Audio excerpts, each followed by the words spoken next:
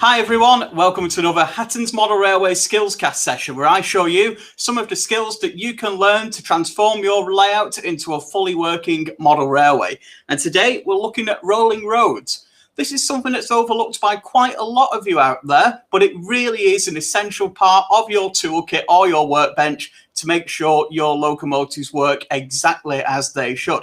So I've got the two main types available today right now in front of me. I've got Hornby's rolling road, which is brilliant for you OO gauge and HO gauge modelers. And I've got the DCC Concepts packs of rolling roads too, which cover for everything from N right up to OO, EM and P4 gauges too.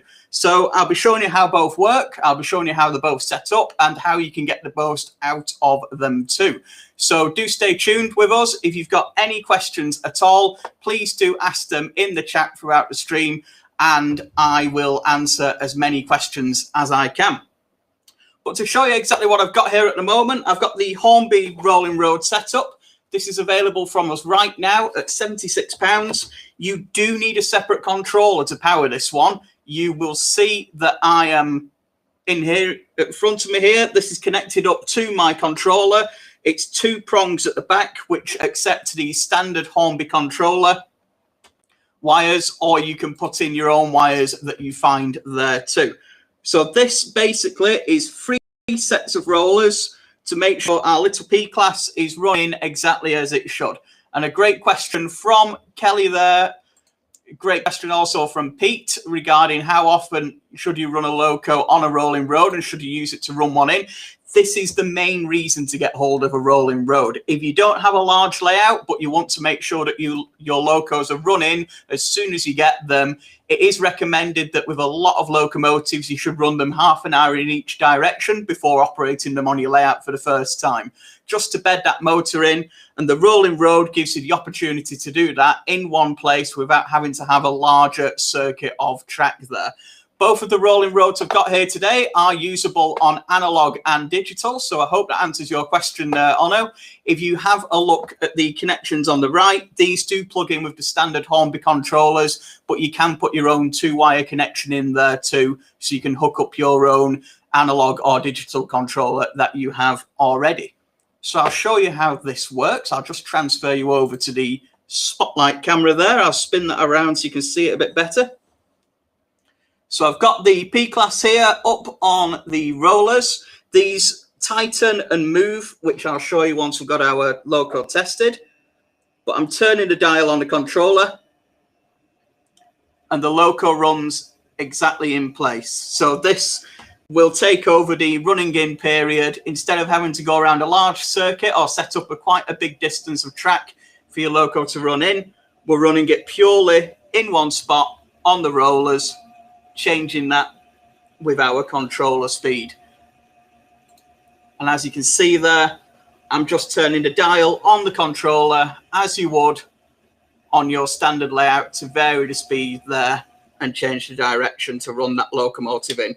So you'll find that when your locomotives are bedded in, you'll find that massively improves the running quality of the locomotives. As well as for the first time, it really is recommended to put your locomotives on a rolling road to make sure they work exactly as they can. So the Hornby rolling road comes with the rollers that we see here. So you get 3 sets. You do not need to put every single wheel on a rolling road.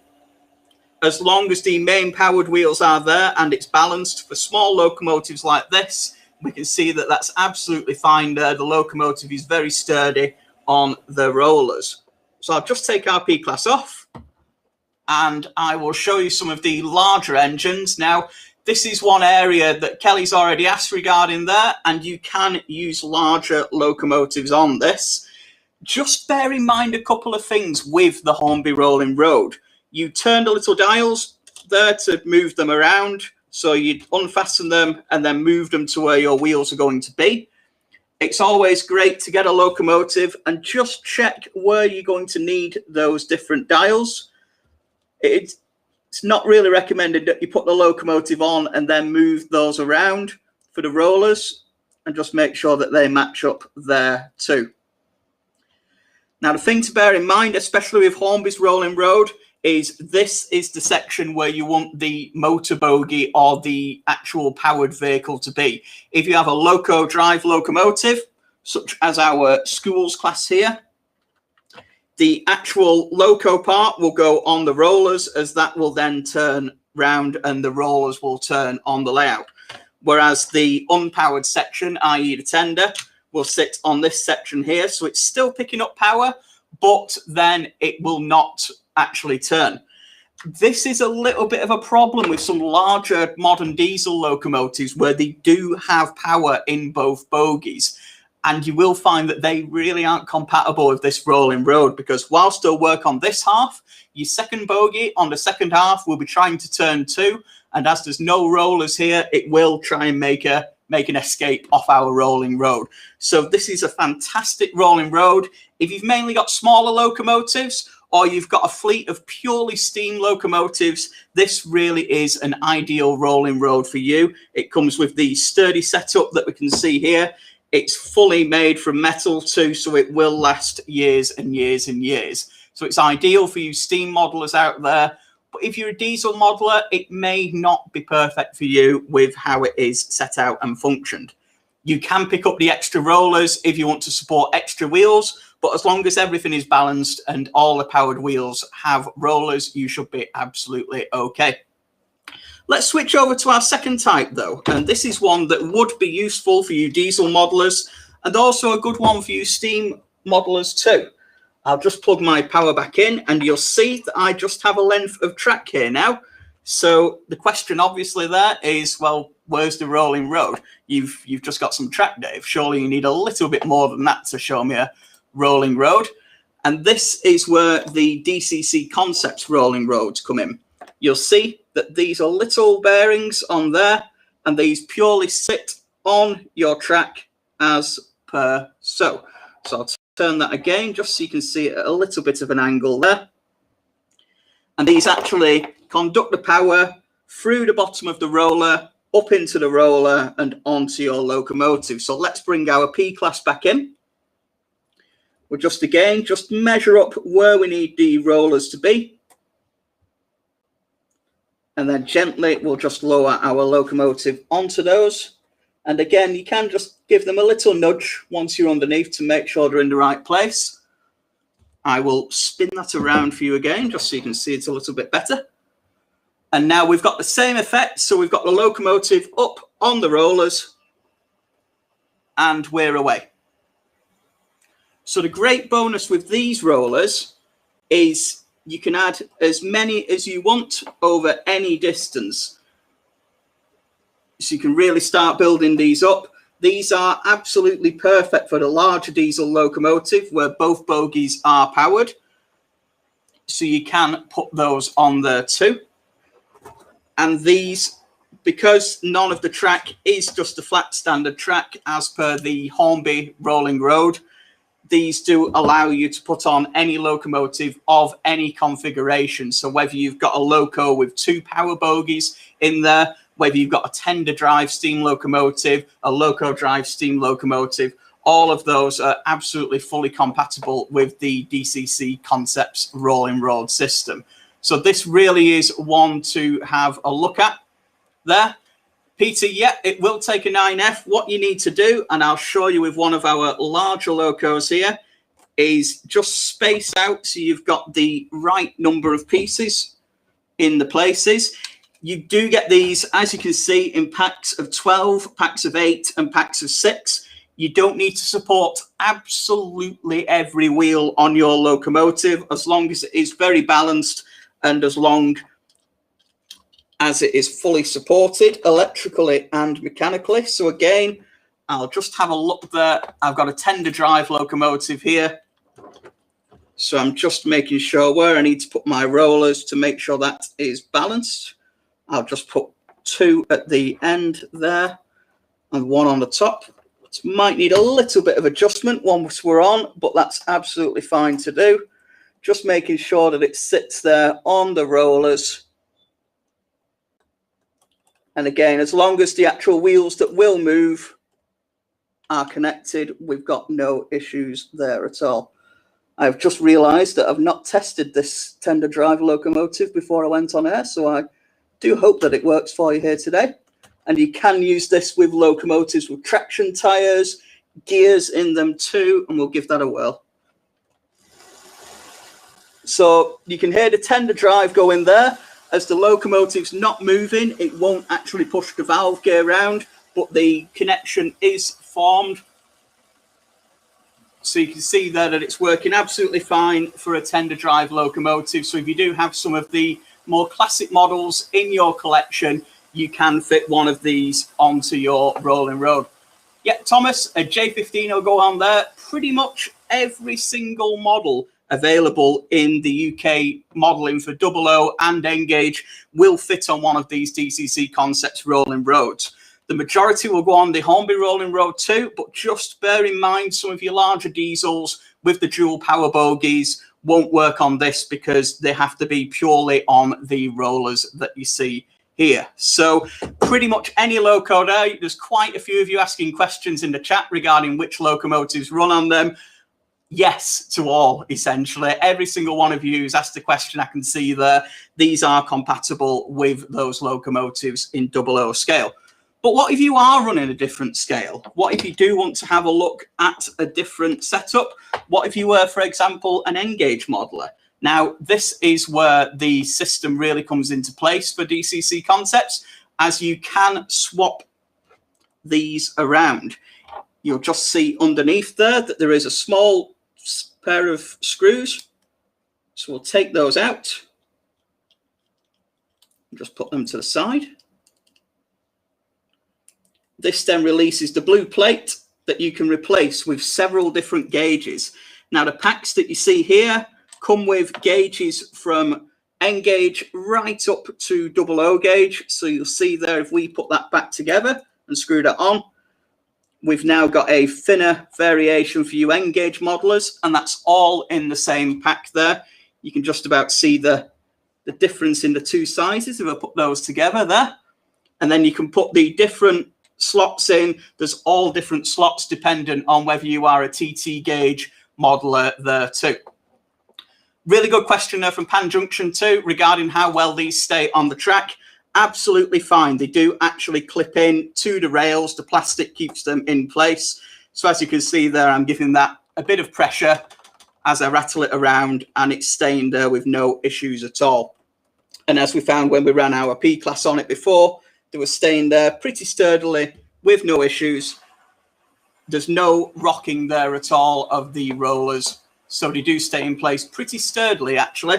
And this will transform your locomotive collection. The quality that you'll get from the running here after you've ran your locomotives in for a period, especially if you're picking up a new locomotive for the first time. One of my golden rules is to make sure that you run a locomotive in for 30 minutes either way. And if you've not got a larger layout, you can leave your locomotive running on a set of rollers as you see here. And that is all you need. If you've got your track already, you don't need any extra controllers to operate either of these systems. You just use either the DCC Concepts rollers or the Hornby rolling road that we featured there previously too. So have a look on our website for the prices there, Marcus. The Hornby rolling road starts at £76, and you do get the 6 sets of rollers in there with that. If you're looking for the DCC Concepts rolling road, there's a full link in the description with all the information in there on the various scales that they do handle and the prices for the different packs. You can either buy the packs on their own, or you can buy multi-packs with 6, 12 or 8 different rollers, dependent on how many you need. But I always like to have quite a few around, especially if I'm working on some of my larger locomotives, especially, as I believe one of you mentioned previously, the 9F. And as well, Alan, there is a full list of the scales on there that they do. I can't remember off the top of my head whether they do HOM. I'm pretty sure they do have a 12-foot track gauge in there. So anything between N and 00 is catered for, including EM gauge too. So I really would recommend having a look at one of these. And it depends on your preference as to which type you want to go for. As we mentioned, the Hornby rolling road is fantastic for those who want something really easy to use. It just clips into the power supply, as we can see on the end of the rolling road there. I'll just clear the P-class out of the way so we can have a see. But you'll just see there the two prongs that a lot of you who are familiar with Hornby's controllers will be familiar with the wired connection there. And that will just slot in straight out of the back of your controller into the rolling road as per so. So that's straight in there and sorted. Whereas the DCC Concepts versions does require you to have a little bit of track to hand, but at the same time, if you've got a layout to hand already, these will just sit straight on the top of your layout, as you can see, as we used with our P-Class and our tender drive locomotive too. So if you have got a model collection, if you don't get to run it too often, but you want to make sure it's running to the best quality it can do, it's pretty much a certainty that getting a rolling road will improve the quality of the running of your models. Regularly running them in, making sure that before any extensive periods of use, you give them a few minutes either way. And of course, when you pick up a new locomotive, making sure that you give it a good workout, around half an hour in each direction for the motor to really bed in and to get that running quality as high as possible. And these are the best way to do it. You don't need any huge circuits of track. You don't need any extensive lines or sidings. We've got enough space here to fit even the largest of locomotives available in 00 scale. We could certainly fit a Helgen Bayer Garrett into our track length there. And you can leave your locomotive running on the rollers safely, and you will see that the performance improves absolutely no end. So I really do recommend taking a look at these. To be honest, it is something that is missed out by a lot of modelers. And if I'm asked to recommend one thing to modelers, other than watching our YouTube channel, of course, it is to get a rolling road for your layout. There's a huge amount of benefits that these will give you. It's also great if you're programming digital locomotives, so you can set them up on one of these rolling roads with the different configuration variables that you can add.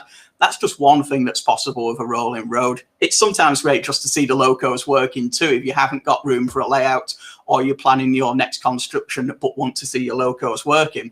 So click that link in the description. I've got the information, the prices and the stock availability of the Hornby rolling road and the DCC Concepts rolling road available right now. These start at £76. The smaller DCC Concepts ones start at a little less than that, but if you're buying the full packs, they do come in at a great bargain for getting the full 12 rollers in there, which should handle any locomotive, multiple unit or something besides that you have in your collection. So I really do recommend taking a closer look at these. And of course, if you have any questions at all regarding these, please get in touch with our customer experience team, who will be more than happy to help you, or leave a comment on the video and I'll keep an eye on the comments after the stream too. Otherwise, thanks again for watching. I hope you've learned a little bit of something today regarding rolling roads and their ability to really make the most of the locomotives that you have in your collection. Don't forget to check that link in the description and subscribe to our YouTube channel and Facebook page for more great videos like this. Otherwise, I'll see you next time. Take care.